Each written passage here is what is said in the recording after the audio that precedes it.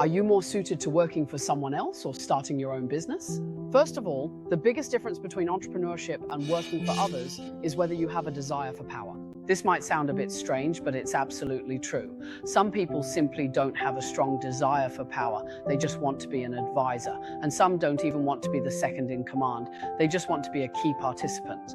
Even if someone like this is very capable, they still can't become an entrepreneur. I once met Zhang Mangxing, the founder of TAL Education Group. He asked me a question. "Si, do you want to grow your company big?" I said, "I don't really want to." He said, "People who don't want to grow their company big will never be able to do it. People who don't want to be the boss will never become the boss." That's absolutely true. If you don't want to be in that position, if you don't have the desire for that kind of power, then you simply can't do it. That's the first point. What's the second point? Does your own personality have the kind of charisma that could truly make you a king of the sea? Some people just can't act, but as an entrepreneur, you really have to play the role of the king of the sea. Even if you aren't one, you have to act like one.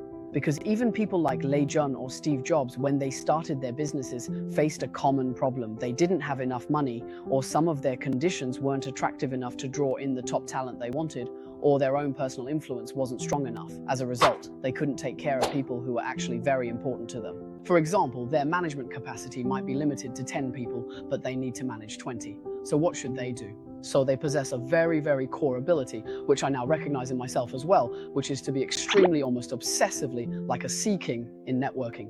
What does it mean for an entrepreneur to be a sea king? No matter what others do, maybe you don't notice it the first time or the second time, but eventually you have to notice it at some point.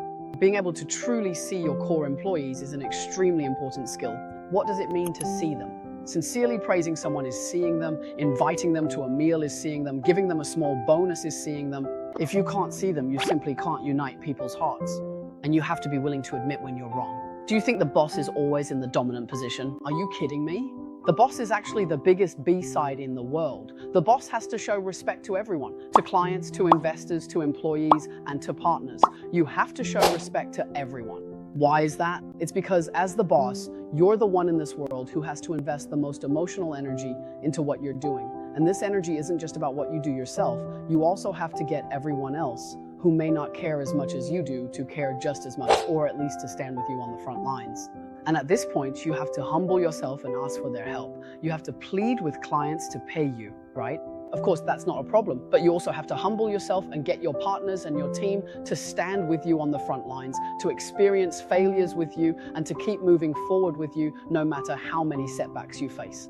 This ability is actually what a boss needs, to be like a king of the sea, able to allocate all resources. The boss needs to see all the people who are working hard for him, who are working for him. Even if he feels wronged himself, the boss must act as the king of the sea and bear all the grievances that others bring to him. A boss's job is to listen to others' grievances and to humble himself before others, including even humbling himself before his employees. Let me tell you, a boss's immense emotional value should be devoted to their employees. And finally, a boss's physical stamina is truly a gift. I think my stamina is excellent. I can live stream for 8 hours straight, even up to 15 hours. That kind of live streaming energy is vibrant, radiant, and powerful enough to break through the screen.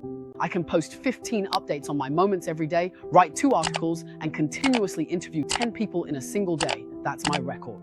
I can keep writing, keep exploring the world, and keep traveling. Why is that? Because I need material and I'm also having fun. But having fun requires energy and stamina, just like managing, live streaming, and even posting on moments. All of these need energy and stamina. Everything, absolutely everything, requires you to have your own energy and stamina. A lot of people actually want to be their own boss, but they oversimplify what it means to be a boss, you know? They just don't have that much energy and stamina to budget for it. It almost feels like this is something destined by fate. Some people just have that much energy and stamina, and some people don't, so they can't be a boss. So to sum up, if you're really strong in your professional skills, should you be a boss or an employee? 3 points. First, the desire for power. Second, being a provider of emotional value, basically a natural charmer. Third, having abundant energy and stamina, plentiful and well-developed. Only after these comes what we call the responsibilities of a boss. Should a boss take on risks? These are all objective factors, but subjectively it's just these 3 points. If you lack even one of them, I advise you to keep working for others until the end of the world. You can still make $1 million as an employee.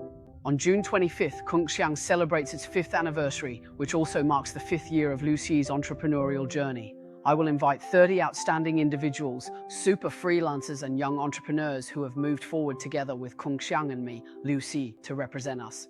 On the occasion of Kung Xiang's 5th anniversary, I'll share my own 5-year entrepreneurial summary, as well as highlight the entrepreneurial models and the remarkable achievements in traffic, sales, and delivery from these 30 super freelancers. See you on June 25th. Don't miss it. Click below to reserve your spot.